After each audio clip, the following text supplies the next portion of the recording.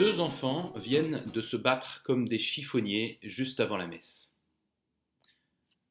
Après la messe, les deux viennent me voir l'un après l'autre pour se confesser. Le premier me dit: pendant la messe, je ne suis pas venu communier. Je n'étais pas en état, je venais de me battre. J'avais besoin de venir chercher la miséricorde du Seigneur afin de pouvoir le recevoir. Le deuxième me dit: pendant la messe, je suis allé communier parce que j'avais besoin de la force de Jésus qu'il me donne pour oser aller me confesser. Ce qui a inspiré l'un et l'autre de ces enfants, c'est le don de crainte. Oui, le don de crainte, c'est ce qui nous fait nous confesser, par exemple, avant de communier, parce qu'il nous fait prendre Dieu au sérieux. Il nous fait prendre au sérieux la grandeur et la sainteté de Dieu. Le don de crainte, en fait, c'est un don de respect et d'adoration.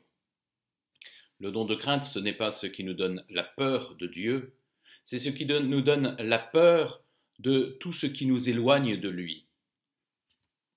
La peur nous fait fuir loin de Dieu. La crainte, le don de crainte, nous fait nous réfugier en lui. Peut-être pouvons-nous voir le don de crainte dans le geste de Saint Pierre qui, devinant la présence divine en Jésus, se prosterne devant lui en disant « Éloigne-toi de moi, car je suis un homme pécheur ».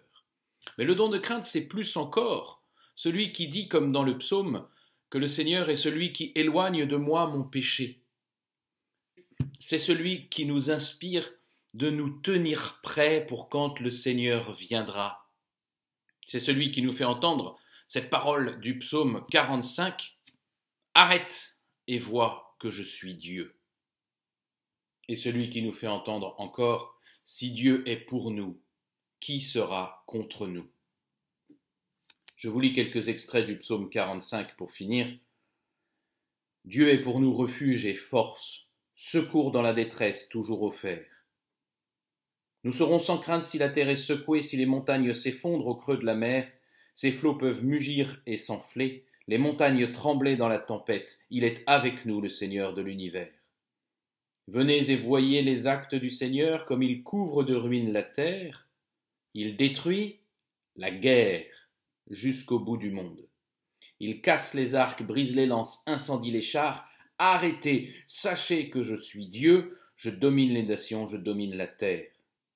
Il est avec nous, le Seigneur de l'univers, citadelle pour nous, le Dieu de